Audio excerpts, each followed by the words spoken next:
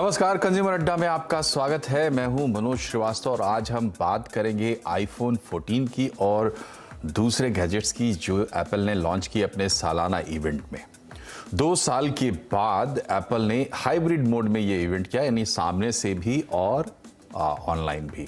तो लोगों ने फर्स्ट राउंड जाके महसूस किया कि गैजेट्स कैसे हाथ में लेके दुनिया भर के संवाददाताओं ने देखा कि एप्पल ने आखिर दिया क्या है। तो आज हम इसी पर चर्चा करेंगे, लेकिन उससे पहले आपको बता दें कि 4 मॉडल्स आईफोन के आए हैं। आईफोन 14, 14 प्लस, 14 प्रो और 14 प्रो मैक्स। 80,000 से लेकर और 1,40,000 के बीच इसकी कीमत रखी गई है। भारतीय रुपए के हिसाब से हम आपको बता रहे हैं। वैसे वो लोग प्राइसेस डॉलर्स में रिवील करते हैं सबसे पहले। इसके अलावा 2 और चीज़ें आई हैं, एक एयरपॉड का अपग्रेड और दूसरा एप्पल वॉच का 8 सीरीज़, एप्पल वॉच 8 सीरीज़। तो इस पर हम बात करेंगे और बात करने के लिए आज हमारे साथ होंगे द मोबाइल इंडियन के एडिटर संदीप बुद्ध की, टेक एक्सपर्ट विहान गुलाटी हमारे साथ है और साथ ही हमारे सहयोगी विपिन भट्ट भी हमारे साथ स्टूडियो में मौजूद है। तो विपिन जी जो है वो रेगुलर आईफोन के यूज़र हैं और दूसरे गैजेट्स भी यूज़ करते हैं, पॉड्स भी यूज़ करते हैं। साथ है हमारे विहान टेक एक्सपर्ट है, तो उनसे एक्सपर्ट व्यू हम लेंगे और संदीप बुद्ध की जब हमसे जुड़ेंगे तो उनसे हम एक डिफरेंट ओपिनियन, न्यूट्रल ओपिनियन जिसको कहते हैं, पत्रकार का ओपिनियन, वो भी लेंगे। तो इस लिहाज से हम बात करते हैं। पहला सवाल विपिन जी आपसे ही है मेरा जी। देखिए, जो एप्पल के यूज़र्स हैं वो इस इवेंट का इंतज़ार इसलिए करते हैं कि भाई अपग्रेड किया जाए। तो आपके मन में क्या ख्याल आया, अपग्रेड का विचार आया इस इवेंट से? देखिए, हाँ, इवेंट का इंतज़ार तो रहता है और एप्पल, 2 जवाब होंगे इस सवाल के कि एप्पल तो एप्पल है, यानी वो जो भी लेकर आता है वो उसमें कुछ ना कुछ खासियत होती है और थोड़ा और प्रीमियम और बेहतर हो जाता है। लेकिन अगर आप कहें कि एप्पल की स्थिति भी, क्योंकि हर साल उन्हें एक इवेंट करना होता है, तो कुछ ऐसी है जैसे आप कहते हैं ना, जितना मीठा डालें या जितनी शक्कर डालें उतना मीठा हो जाए, तो ये लगभग वैसा ही है। तो इस साल का जो आईफोन 14 आया है, अब वो हर साल ही कहते हैं कि जब वो इवेंट में, तो टिम कुक साहब कहते हैं कि ये अब तक का सबसे पावरफुल, सबसे शानदार आईफोन। डेफिनेटली अगले साल जो आएगा वो उससे पावरफुल होगा। तो वैसा ही कुछ है। अगर देखें तो 14 में 13 से ज़्यादा कुछ अलग नहीं है। अगर आउटर डिज़ाइन की बात करें, क्योंकि एंथुसियास्ट जो रहते हैं उनको ये भी होता है कि डिज़ाइन में क्या चेंज आ रहा है, तो कोई खास चेंज नहीं है, बिल्कुल वैसा ही है, वही डिज़ाइन है, वही बॉक्स डिज़ाइन है। थोड़ा जो नॉच होता है ऊपर का, उसको उन्होंने बदला है और 1-2 फीचर्स उन्होंने ऐसे दिए हैं जैसे क्रैश डिटेक्शन। हिंदुस्तान में इस फीचर की बात इसलिए होगी क्योंकि अभी हमने एक बहुत बड़ा कार हादसा देखा है। ये फ़ोन में उन्होंने वो टेक्नोलॉजी डाली है कि अगर दुर्भाग्यवश कोई ऐसा हादसा हो जाए तो फ़ोन ऑटोमेटिक उस हादसे को डिटेक्ट करेगा और एक इमरजेंसी कॉल लगा देगा। भारत में सुविधा कब और कैसे काम करेगी देखना होगा, शायद तुरंत तो नहीं आएगी। और एक सैटेलाइट कनेक्टिविटी दी है, ये सुविधा भी बाद में आएगी। कैमरा वही है, थोड़ा बेहतर हो जाता है, उनकी A16 बायोनिक चिप लग जाती है, पहले से ज़्यादा पावरफुल। तो थोड़ा हर डिपार्टमेंट में इंक्रीज, पर आप कहें कि कुछ एकदम से नया, वो मुझे नहीं लगा। बट फिर वही, एप्पल तो एप्पल है, तो लोगों को जो दीवाने हैं वो खरीदते हैं और खरीदेंगे भी। बिल्कुल, एप्पल ने एक लीगेसी क्रिएट कर दी है गैजेट्स के मार्केट में और देखा जाए तो बहुत बड़ा योगदान एप्पल का इस तरीके से भी है कि जो भी गैजेट्स आप यूज़ कर रहे हैं वो कहीं ना कहीं से जाके वो एप्पल से इंस्पायर हो रहे हैं, या एप्पल के इनोवेशन है, या एप्पल के ही इन्वेंशंस है। विहान, आपसे हमारा सवाल ये है, देखिए विपिन जी ने तो बताया कि यूज़र क्या देखता, बाहर से क्या नोटिस करते, तो इन्होंने चर्चा की कि क्रैश डिटेक्शन और इसके साथ सैटेलाइट वाला पहलू, कैमरा भी इनको लग रहा है कि थोड़ा बेहतर है। तो इंतज़ार किस चीज़ का रहता है, विपिन जी की बातों से आप समझ सकते हैं, लेकिन आप तो गैजेट के भीतर घुसकर देखते हैं, तो वहाँ से बताइए कि क्या चेंजेस आपको देखने मिल रहे हैं। मेरे हिसाब से मेरा एक ही शब्द है, जब मैंने इवेंट देखा और एंड में मैंने कहा कि वो था अंडरवेलमिंग। क्योंकि इस टाइम में इन्होंने सिर्फ अपडेट डाला है, कोई इनोवेशन नहीं करी है। और कोई चीजों में जो इन्होंने फीचर्स डाले हैं वो सैटेलाइट जो अभी आप बात कर रहे हो वो इंडिया में एप्लीकेबल ही नहीं होगा, वो सिर्फ यूएस में एप्लीकेबल होगा। आपका क्रैश डिटेक्शन भी वो आपको देखना पड़ेगा कि वो आपके के साथ आपके फोन में जो आपका सर्विस प्रोवाइडर भी होगा उसका कितना चलेगा। वो ये बहुत अच्छे कुछ फीचर्स है जो हमारे इंडिया में लगे यूज ही नहीं होंगे। बात रही आपके एप्पल एयरपॉड्स की और एप्पल वॉच की, इनमें भी सिर्फ अपग्रेड आया है। अब यूजर अपना अगर कोई अपग्रेड डालेगा 13 से 14 जाने में, वो सोचेगा 10 बार क्या उसको क्या मिल रहा है। इस डिजाइन भी सेम, सिर्फ ओएस बेटर, ओएस आपके पास भी आ जाएगा थोड़े टाइम में, अपडेट सबके लिए एप्लीकेबल हो जाएगा वो भी। बट आपको क्या मिलेगा इससे? आपको वैल्यू एडिशन नहीं मिल रहा कोई अपग्रेड करके। There is no value addition in the phone. बस जो इनका प्रो वर्जन है उन्होंने उसमें बहुत अच्छे अपडेट्स डाले जो 48 मेगापिक्सल है, बट वो भी सिर्फ जो कंटेंट क्रिएटर्स है जो बहुत अच्छी शॉर्ट फिल्म्स बना रहे हैं उनके यूज के लिए ये बहुत अच्छा प्रोडक्टिव फोन हो सकता है। बट जो हम यूजर जो हम नॉर्मल खरीदना चाहते हैं, आई थिंक वो आईफोन 13 या आईफोन 13 प्रो वो खरीद ले, वो ज्यादा बेटर ऑप्शन है उनके लिए, जो अभी आई थिंक सेल के टाइम आई थिंक और सस्ते हो जाएंगे। जी, और एक और सवाल विहान आपसे कि जो ये 4 वर्जन्स दिए हैं, 4 जो इसके मॉडल्स दिए हैं, उसमें क्या फ़र्क आप देख पा रहे हैं और कितना वैल्यू प्रोपोजिशन आप देख पा रहे हैं एक से दूसरे में, दूसरे से तीसरे में और तीसरे से चौथे में जाते हुए? मैं तो सिर्फ, मेरे को लग रहा है कि आई थिंक 10 या 15% ही अपग्रेड हुआ है 13 से लेके आप 14 पे जाओ तो। बैटरी थोड़ी सी बेटर हो गई है, आपका परफॉर्मेंस थोड़ा बेटर हो गया है, आपका कैमरा बेटर हो गया है, बट एक्साइटिंग नहीं है मेरे हिसाब से। इट इज मतलब मैं नहीं खरीदूंगा। अगर आप मुझसे बोलोगे मैं गीक होके या एक गैजेट मतलब जो खेलना है मुझे किसी फोन के साथ, मैं नहीं खरीदूंगा। मतलब I am not that exciting for this phone.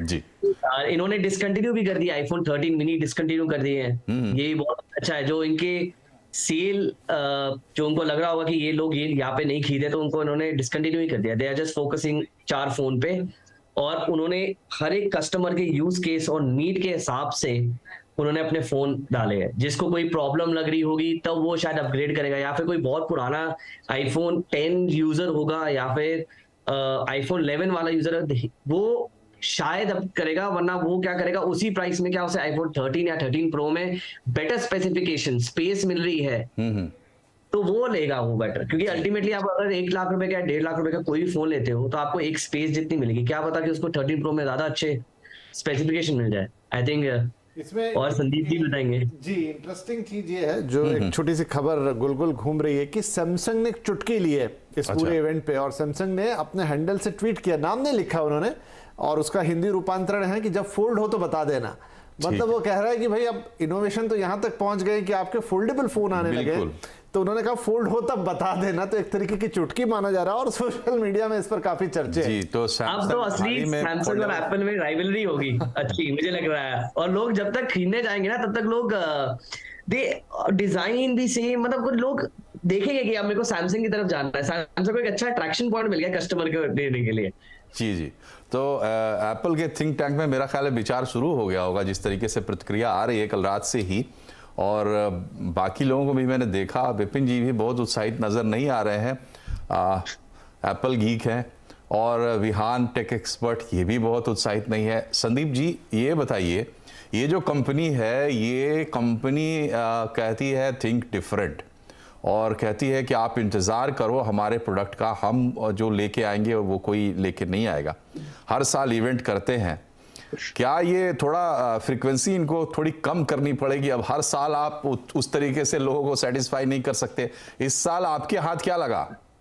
Bharat, start में करूंगा कि हम सब लोग ओटीटी प्लेटफॉर्म्स देखते हैं, चाहे आप महारानी का एपिसोड देख लीजिए या कोई भी टॉप एपिसोड चल रहा है किसी भी प्लेटफॉर्म पे, उसमें एंड में एक ऐसा मुकाम पे उस एपिसोड को छोड़ देते हैं कि आप अगला एपिसोड देखना चाहते हैं। जैसे मतलब अगर हम जर्नलिस्ट की तरह बात करें तो ओपीएम वहां पर दे देते हैं कंज्यूमर को, भैया ये ओपीएम है, अगला एपिसोड का इंतजार कीजिए। तो एप्पल का जो कल का इवेंट था कुछ इसी तरह से था, क्योंकि इस बार उनके पास 2-3 चीजें थी जो काफी डिफरेंट थी, लेकिन ओवरऑल ऐसा कहा जा सकता है कि अपग्रेड था, लेकिन वो सबको लुभाएगा नहीं।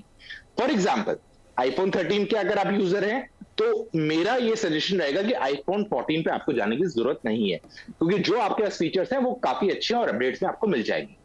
लेकिन यहां पर एक चीज आता है आइलैंड का फीचर। आइलैंड का फीचर, यानी कि मतलब हम कहते हैं ना कि हमें जमीन खरीदनी है, मकान खरीदना है, फ्लैट खरीदना है, लेकिन यहाँ पर आईफोन ने कह दिया भैया देखो ये टॉप नॉच है, हमने कैप्सूल को कह दिया है गुड बाय, यानी कि एक दवाई का जो पिल है वो रिप्लेस कर रहा है नॉच को।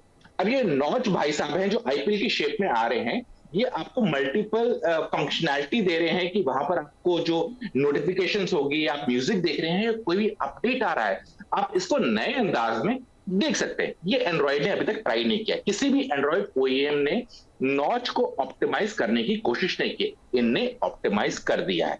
लेकिन इसके थोड़े बहुत नेगेटिव इंपैक्ट भी हो सकते हैं, क्योंकि नॉच आ रहा है कैमरा मॉड्यूल के आगे पीछे।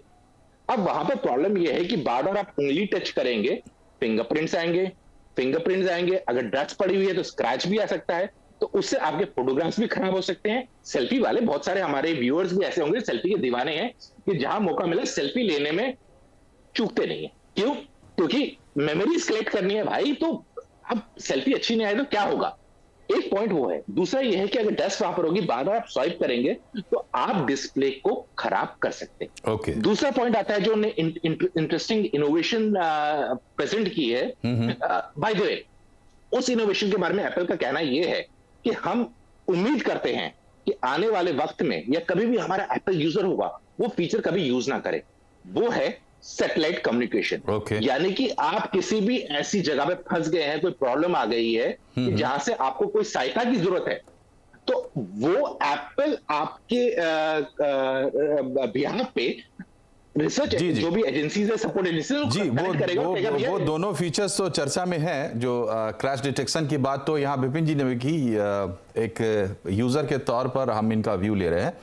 लेकिन विपिन जी ये बताइए कि जो संदीप कह रहे हैं ओपीएम, क्या कुछ ओपीएम मिला आपको जो कि आपको मजबूर करेगा कि 2023 इवेंट का आप वेट करें?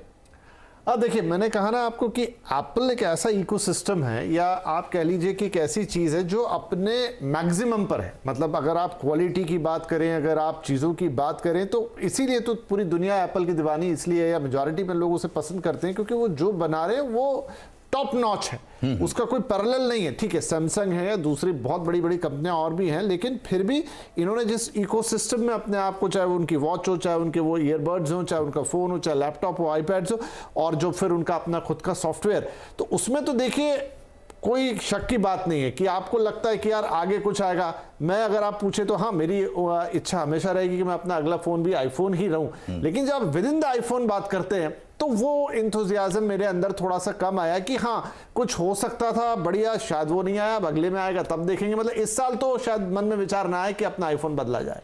जी विहान, ये बताइए कि विपिन जी की बात से ऐसा लग रहा है कि ये क्या मतलब सैचुरेशन जैसी कोई बात है, या इसमें कुछ कर सकते थे तो क्या कर सकते थे? जैसे आजकल सिक्योरिटी को लेकर लोग बहुत जो है परेशान हो गए हैं, उसमें कुछ कर सकते थे? कौन सा एरिया था जहां पे कर सकते थे, या शायद कर रहे हो अभी लेके नहीं आ पाए? मुझे लगता है डिजाइन में जरूर कर सकते थे, क्योंकि डिजाइन के लिए बहुत नोन है और ओएस के लिए भी नोन है। ओएस हमारे को सबको अपग्रेड मिल जाएगा। जो मुझे लगता है कि डिजाइन जो जिसके लिए मैं एक्साइटेड था वो डिजाइन था। मुझे तो ज्यादा ये लगा कि मैं ज्यादा जियो ट्रू 5G के लिए ज्यादा बेटर एक्साइटेड हूँ as compare to Apple iPhone के लिए, क्योंकि वो 5G जल्दी इंप्लीमेंट हो जाएगा हमारे फोन्स में। बट आप डिजाइन और न्यू टेक्नोलॉजी जैसे फोल्डेबल भी मैं एक्सपेक्ट कर सकता था, बट वो नहीं आया। मतलब वो भी वैसे तो ओवरऑल वो एक्सपेरिमेंटल स्टेज में चल रहे हैं, सारे प्लेयर्स भी ट्राई कर रहे हैं, बट मैं डिजाइन से एक्सपेक्ट करता ओवरऑल। मैं अगर आप मुझसे पूछो, ठीक है, डिजाइन में चेंजेस चाहता था कि थोड़े डिजाइन में आ जाए। जैसे लास्ट टाइम इन्होंने सेंटर से टेढ़े दो अलग स्पॉट्स पे बना दिए थे, डायंगल्स दे दिया था इन्होंने कैमरा में लुक, वो भी सेम इन्होंने वही फॉलो करके रखा। मतलब कुछ ऐसा टॉप पॉइंट नहीं है जिसमें लोग डिस्कस करें कि क्या है, but it's just 10% upgrade of the previous version मेरे हिसाब से। संदीप ये बताइए कि देखिए एप्पल जो है वो एक एस्पिरेशनल ब्रांड भी है सबके लिए, मतलब अच्छे खासे लोगों के लिए, और वही वो मार्केट सेगमेंट भी है जिसको अब एप्पल टैप करने की कोशिश कर रहा है। प्राइसिंग जो हुई है इस बार, और ध्यान में आप ये भी रखिए कि किस तरीके से कमोडिटीज़ दुनिया भर में महंगी हैं और कैसे इन्फ्लेशन से दुनिया लड़ रही है।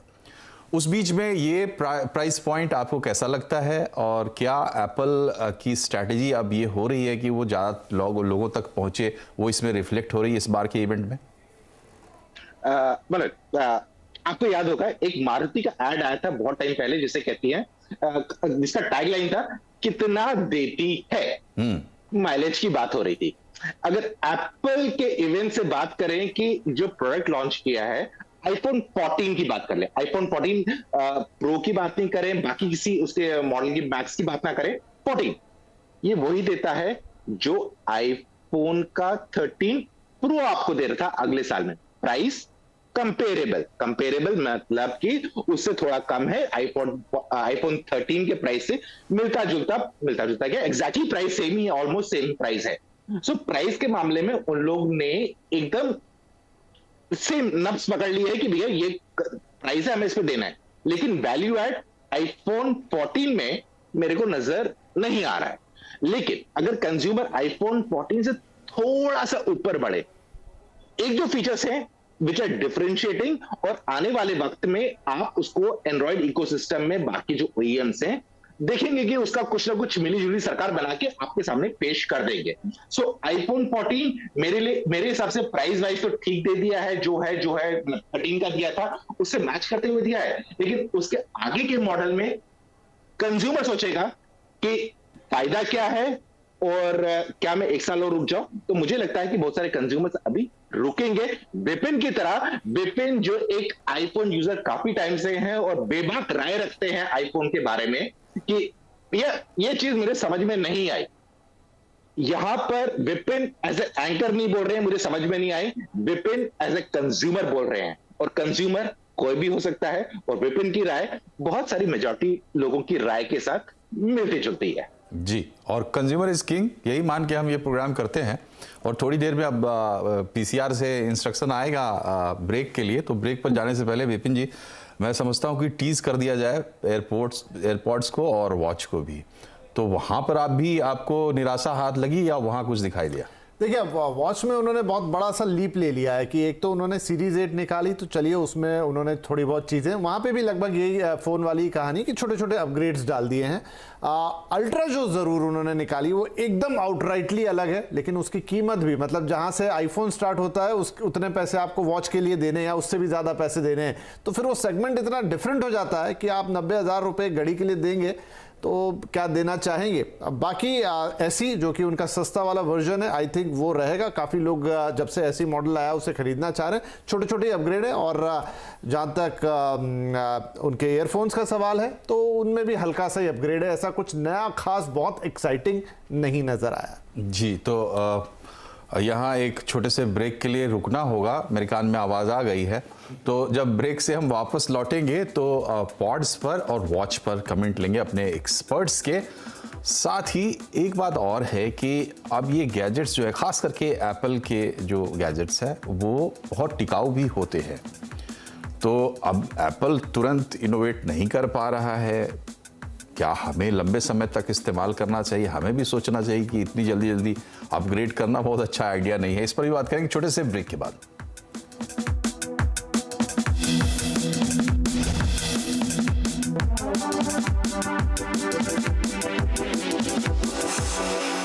Your health is our concern. तो देश की दूसरी सबसे बड़ी कंपनी और आईटी की दिग्गज टीसीएस आज 18 साल की हो चुकी है। 2004 25 अगस्त को इसकी लिस्टिंग हुई थी और वहां से लेके आज तक की जर्नी जो है वो काबिले तारीफ है। करीब 26% प्रीमियम पे उस समय पर टीसीएस का शेयर जो है वो लिस्ट होता हुआ दिखाई पड़ा था। कुछ और डिटेल जो आपको हिस्ट्री में लेकर जाएंगी, जहां पे कंपनी का प्राइस बैंड 775 से 900 रुपए के आसपास रखा गया था। उस समय पर इशू प्राइस 850 रुपए पर शेयर। आईपीओ का साइज करीब 4,713 करोड़, जो उस समय का सबसे बड़ा आईपीओ के तौर पे शुमार होता था, और सब्सक्राइब करीब 7-7.5 गुना ये आईपीओ उस समय सब्सक्राइब होता दिखाई पड़ा। इसमें एचएनआई का इन्वेस्ट काफी ज्यादा इंटरेस्ट बनता हुआ दिखाई पड़ा था। टीसीएस की जर्नी आपके सामने 2004 में अगर आपने कहीं 1000 शेयर लिए होते तो रफली 8.5 लाख के आसपास वो बैठे होते।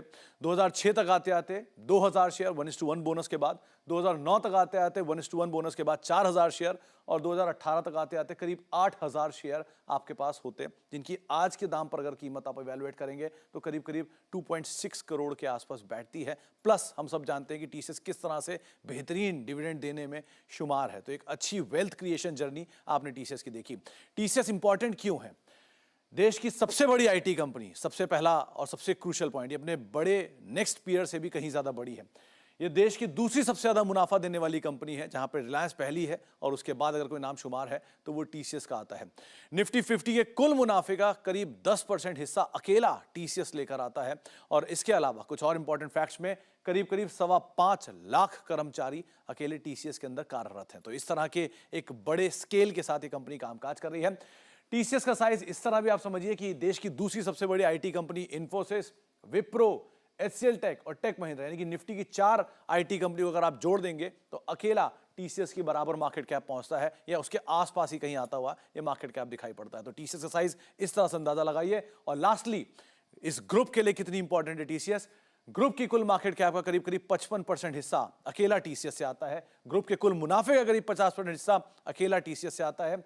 ग्रुप के कुल कर्मचारियों का 57% हिस्सा अकेला टीसीएस से आता है, और करीब करीब 93% टीसीएस के कर्मचारी जो हैं वो भारतीय मूल के हैं। तो ऐसे कुछ इंटरेस्टिंग नंबर्स और साथ साथ एक शानदार आंकड़ों के साथ टीसीएस का जन्मदिन आज हम मना रहे हैं।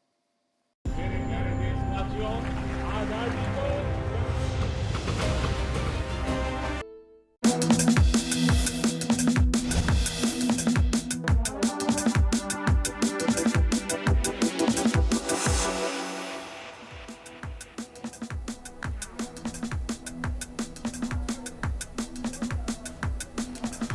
ब्रेक के बाद एक बार फिर से आपका स्वागत है कंज्यूमर अड्डा में। आज हम बात कर रहे हैं एप्पल इवेंट 2022 की, और ख़ास करके आईफोन की हमने चर्चा की ब्रेक से पहले।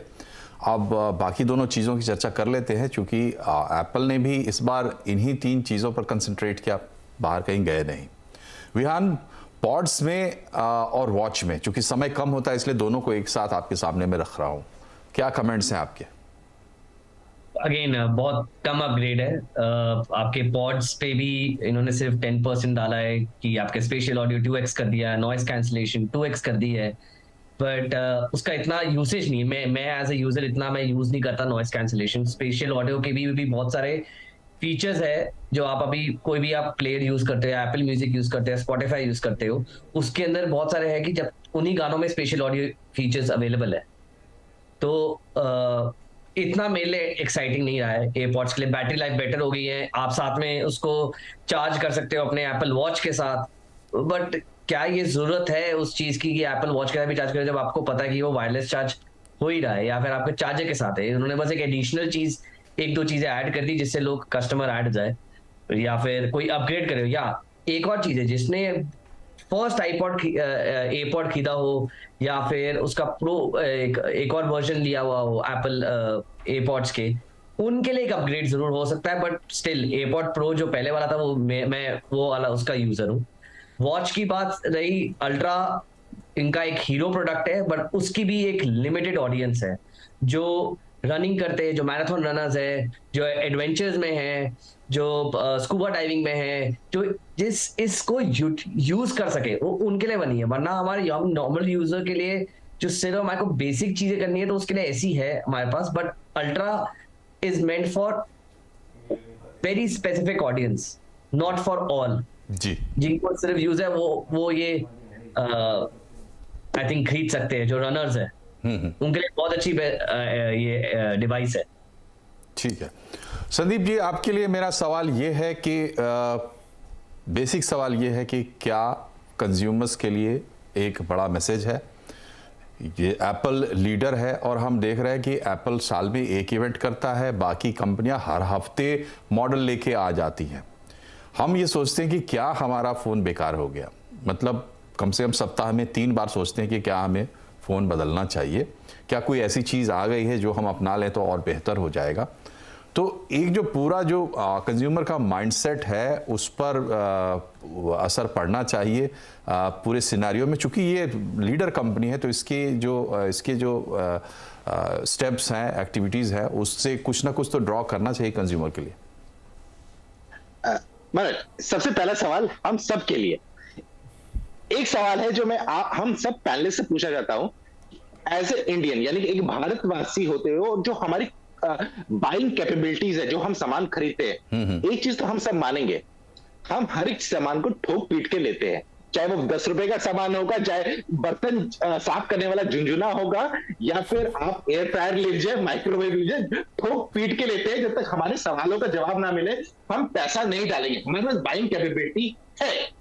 अब बाय द वे, मेरे ख्याल से जितने भी हमारे पैनलिस्ट हैं, विपिन और सबके सब मानते हैं कि ये बात सही है, आई थिंक। तो आगे बढ़ता हूं, तो सेम गोल्स फॉर आईफोन के प्रोडक्ट। आईफोन के प्रोडक्ट में हमेशा ये लगता है कि इसकी क्वालिटी बेटर होगी, नंबर 1। नंबर 2, इंप्लीमेंटेशन बेटर होगी, क्योंकि बहुत सारी ऐसी चीजें हैं जो एप्पल से पहले एंड्रॉइड कर चुका है, एंड्रॉइड इकोसिस्टम मिल चुकी है, लेकिन एप्पल से अपेक्षा रहती है कि ये इसको इंप्लीमेंट बेटर करेगा। अब बात कर लेते हैं आईपॉड्स की। इसमें क्या हुआ है कि मुझे लगता है कि कुछ चीजें उन लोगों ने जो इंप्लीमेंट की है अच्छी है, जैसे कि जो हमारी बैकग्राउंड नॉइज का मैनेजमेंट होता है। बेसिकली क्या होता है कि अगर आप घर में बैठे हैं और आपके घर में खुदाई चल रही है या कुछ ना कुछ चल रहा है, कोई कारपेंटर काम कर रहा है, उस नॉइज को कैसे मैनेज कर सकते हैं। एंड्रॉइड के जितने भी TWS है, सबको बहुत सारे में फीचर मिलेगा। बहुत में तो ऐसा लगता है कि एकदम आवाज बंद कर दी, लेकिन जब आप दूसरे बंदे से पूछेंगे भैया मेरी आवाज कैसी लग रही है, वो कहता है यार तुम्हारी आवाज ऐसी लग रही है रोबोटिक आवाज है। यानी कि सॉफ्टवेयर ने उस पे एक ऐसा कपड़ा पहना दिया जिसकी वजह से बैकग्राउंड सप्रेस हो गया, लेकिन ओरिजिनल वॉइस कम आ रही है। तो क्या एप्पल इस चीज को अच्छे से इंप्लीमेंट कर पा रहा है अपने आईपॉड्स में, ये देखने की बात है। और ये बिना एक्सपीरियंस के इस पर टिप्पणी करना थोड़ा सा प्रॉब्लम है। थोड़ी टाइम में हम इसको एक्सपेरिमेंट करेंगे। ठीक है संदीप जी, मैं समझ रहा हूँ, आपकी उलझन समझ रहा हूँ और विहान की उलझन भी समझ रहा हूँ और विपिन जी की क्लैरिटी भी समझ रहा हूँ, क्योंकि कल रात से जिस तरह के रिएक्शंस आ रहे हैं उससे पूरा मामला अपने आप में स्पष्ट है। लेकिन एप्पल है, जैसा कि विपिन जी ने कहा, और वो अपनी जगह पे कायम है। एक इवेंट से उसको आप बहुत असेस नहीं कर सकते। तो कार्यक्रम का निचोड़ मैं क्या बताऊं, आप खुद ही इकट्ठा करने की कोशिश करें। फिलहाल बहुत बहुत शुक्रिया आप लोगों का हमसे जुड़ने के लिए। नमस्कार।